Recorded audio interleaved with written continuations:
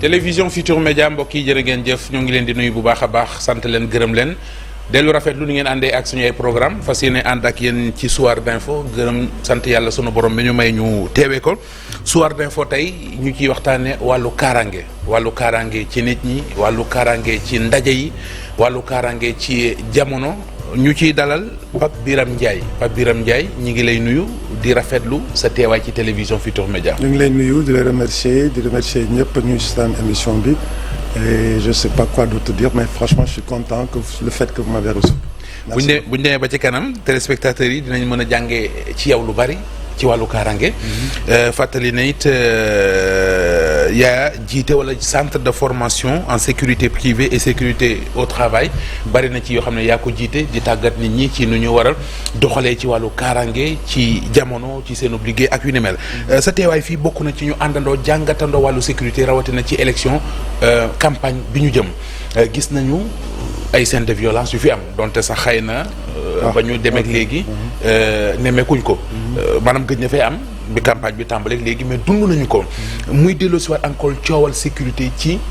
événement yu ci mel ne ay meeting ay match de football ay yenn rassemblement ndax dafa am dispositif particulier boo xamante ne ji dees koo war a jël ci ndaje yu mel noonu ngir wàllu kaaraange.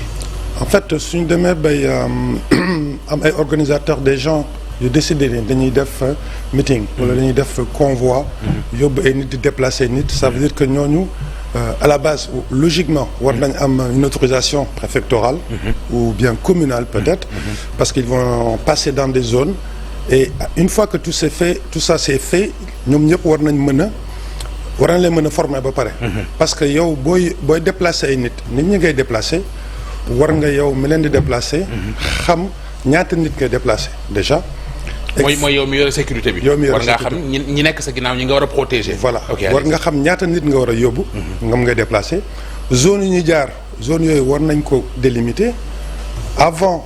ñu fay jaar normalement service de sécurité buy gérer déplacement yi war na mën a def jaar ci zone bi étudier terrain bi xam yan difficulté moo mën a am une fois que c'est fait nit ñi ngay déplacer yow nit ñooñu war nga leen former si. tout ce qui est sécurité. mais loolu suy am maanaam def étude de terrain wàcc sur le terrain pour xool la fa xew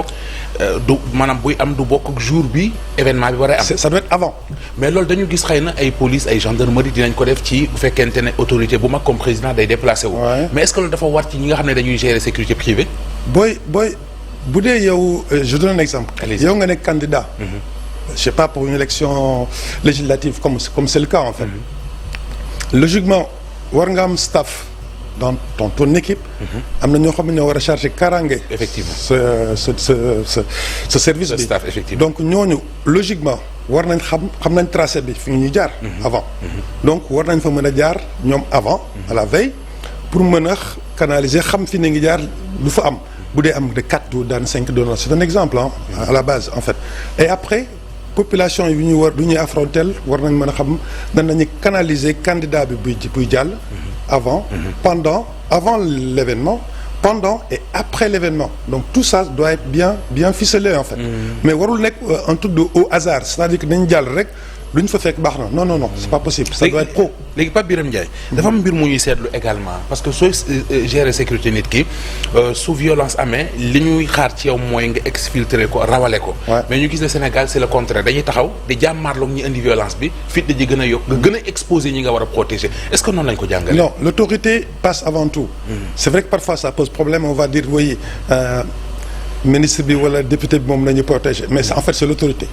passe avant tout l'autorité c'est pas la personne physique qui est intéressante non ce qui est important c'est ce qu'elle représente le statut par exemple boo ñëwoon di saaga diw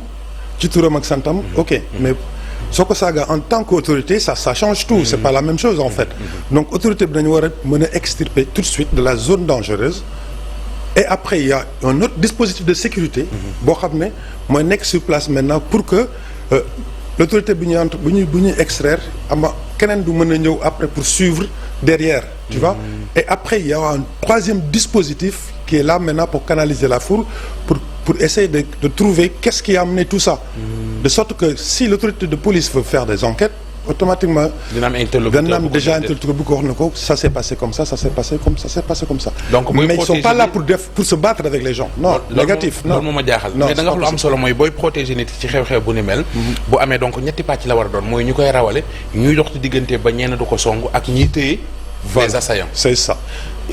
ngay jàngale wàllu sécurité privée sécurité au travail di ci former ay nit naam xëy na yaa ngi dégg coowal nervi ci Sénégal ban appréciation nga ci en fait coowal nervi man personnellement c'est un truc que je maîtrise pas pourquoi je veux pas m'avancer dans ce domaine-là bëgguma ci sori parce que maîtriser wu ma ko c'est pas je sais pas c'est quoi exactement xam naa lan la exactement mais qui est derrière ça je sais pas mais en fait li ma bëggoon waxtaan ak yow mooy xam nga sécurité des koy jàng mais dañuy wax ne léeg-léeg da ngay am sa événement jël ay mbër ba boroomi doole ñu baal ma pour ñu gérer la sa kaaraange lim nar a war a jur ci conséquences laa bëgg ñu waxtaan ci en fait conséquences c'est des conséquences multiples parce que soo jëlee une personne qui n'est pas formée comme ça se passe au Sénégal souvent sur les manifestations sportives récréatives peu importe tu prends des gens yoo xam ne sont pas formés ça veut dire que ñooñu par exemple un exemple patent là à TFM bu may dugg y a un agent de sécurité agent de sécurité bi s'il n'est pas formé au geste de premier secours il n'est pas formé pour tout ce qui est évacuation des personnes il n'est pas formé pour l'utilisation des moyens d'extinction extincteurs tout ça ça veut dire que bu tàkk amoon bu am problème fii le mec il est juste là avec ses muscles en fait donc mbër muñ jëli woon tamit c'est la même chose kiff parce que le gars il n'est formé sur rien sinon il est kooku il va être dangereux plus dangereux pour lui-même et il va être dangereux aussi pour les autres parce que quelqu'un qui a par exemple qui a malaise le responsable de la manifestation a un malaise mbër moom il n'a pas appris les gestes de premier secours il sait pas faire une réanimation cardio-pulmonaire il sait pas faire une position latérale de sécurité en fait c'est-à-dire que daf koy nekk di ko xool mu koy upp wala mu sotti ko ndox et est-ce que dana xam sax numéro d'appel d'urgence yi déjà et ça c'est un autre problème ça veut dire que les secours publics yi waroon ñëw à temps moom parce que Sénégal fii loolu lañ xam bu malaise amee rek ñu ne woo leen sapeur alors que day baax ki ko jege war ko mën a jox déjà premier geste de secours yi mais ça aussi c'est un problème global en fait ça part de l'État jusqu'en bas c'est-à-dire que l'État sénégalais en fait moo waroon mettre en place un dispositif boo xam ne genre de commission boo xam ne c'est chargé de veiller à ce que toutes les sociétés de sécurité yi nekk Sénégal tout ce qui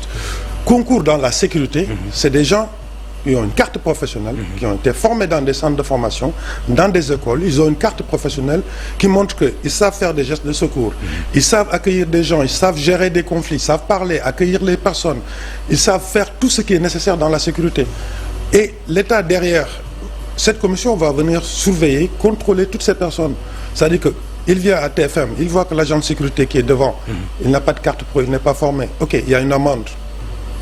l'État fait une amende l'agent de sécurité va payer et il va doubler l'amende pour la société qui l'a employé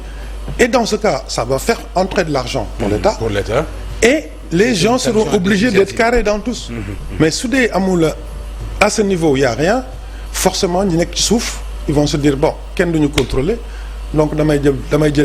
jël Birame Ndiaye comme moom musculé na mi ngi ak yatam ak mi ngi ak musculé allez c'est bon le mec il fait la sécu c'est juste ça en fait. yow da ngay dem bitim réew ak di ñëw miin nga li xew Europe. ni service sécurité yi doxee foofu ak Sénégal. ñu gis ne également fii xëy na li xaw a sooxeel secteur bi mooy précarité bi ci acteurs yi dund. dans quel sens vous parlez de précarité? Par exemple tey agent sécurité bi li nga ko war a fay. mooy ñi war a àndal toppatoo bi. léeg-léeg ngànnaay bu baax sax duñ ko am. Oui, mais en fait, les sociétés de sécurité au Sénégal, par exemple, logiquement, je parle en ce qui doit se faire. Aujourd'hui, nous avons un agrément, le ministère de l'Intérieur m'a délivré pour nous mener employer des gens. Derrière, il y a le code du travail, donc il y a l'inspection du travail qui est derrière aussi pour voir si les gens sont payés sur un taux horaire normal, tout ça. Quoi. Aujourd'hui, ce qui se passe, moi je connais des gens yoo xam ne fii Sénégal je me suis entraîné avec plein de gens qui ont des sociétés de sécu. ñoom seen problème leen la dañuy ñëw pour dem déposer benn appel d'offre. pour seen société de sécurité gérer appel d'offre bi. Le problème c'est que le donneur d'ordre, celui qui met l'emploi en ligne, moom lu ko xam ne moo ko intéressé mooy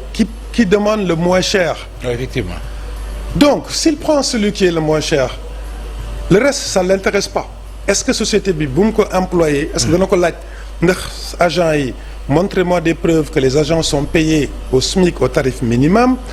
au tarif légal du mois est-ce que ces agents yi ñu ngi cotiser yaa ngi leen di cotiser loo IPRES loolu lépp en fait donneur d'ordre du nekk Sénégal ñi employé société sécurité duñu ko laaj. C'est pas leur problème duñu laaj sax ne agents yi même mettre à ma disposition est-ce que agents yi am nañu yenn qualification yi parce que su amee un gros problème dans la société ici l'agent de sécurité bi nekk ci biti il était témoin des faits. Il va logiquement la police va l'interroger. Logiquement il doit avoir fait un rapport une main courante pour expliquer exactement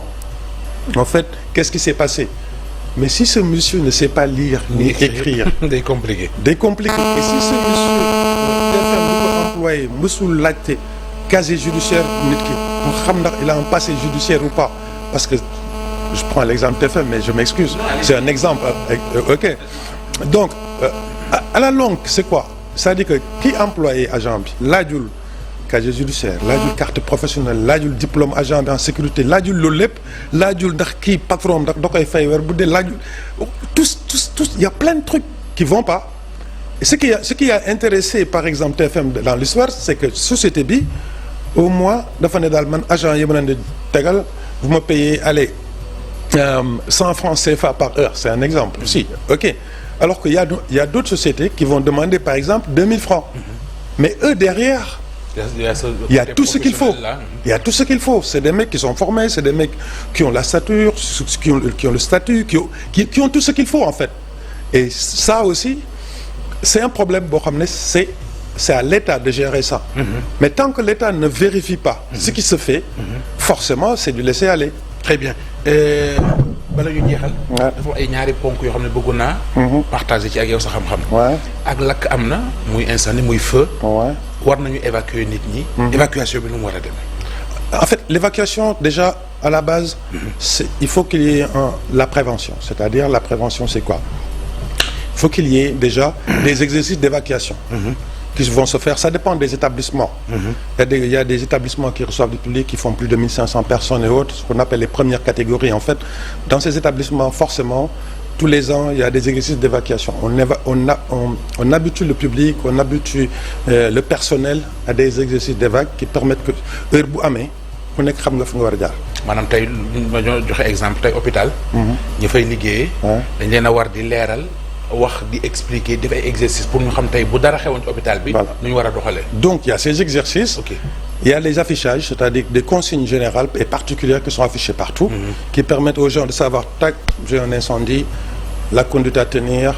la zone de circulation on va arriver où dans un point de rassemblement qui est à l'extérieur il y a des gens qui sont formés il y a ce qu'on appelle des guides il y a des serre-files les guides qui sont chargés de guider toutes les personnes dans la sortie les serre-files qui sont chargés derrière de vérifier tout est-ce qu'il y a personne derrière ou pas on n'a pas laissé quelqu'un derrière il y a des personnes qui sont prioritaires ce qu'on appelle des personnes en situation de handicap désolé je suis un peu volubile je parle vite allez-y d'accord boo ci doon ndax wolof bi nag dinañu gënal xëy na terme yi dana compliqué pour nga trouver ko non mais en fait mais comme réflexe bi la je suis désolé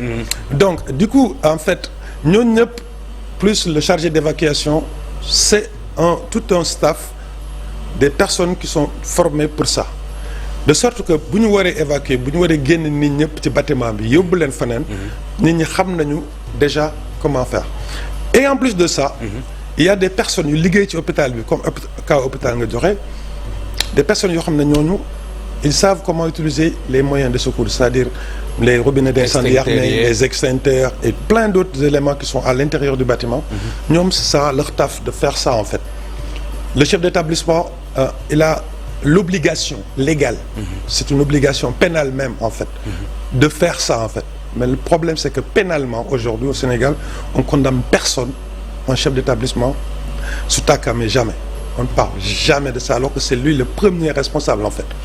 le coupable désigné en code du travail c'est le chef d'établissement mooy kii moom bâtiment bi société bi Youssou Ndour pour être simple j'espère que dégguma waaw moo mere. Très bien léegi en une minute. dama lay faral di dégg say wax sa explication wàllu terrorisme aussi muy lu sonal Afrique.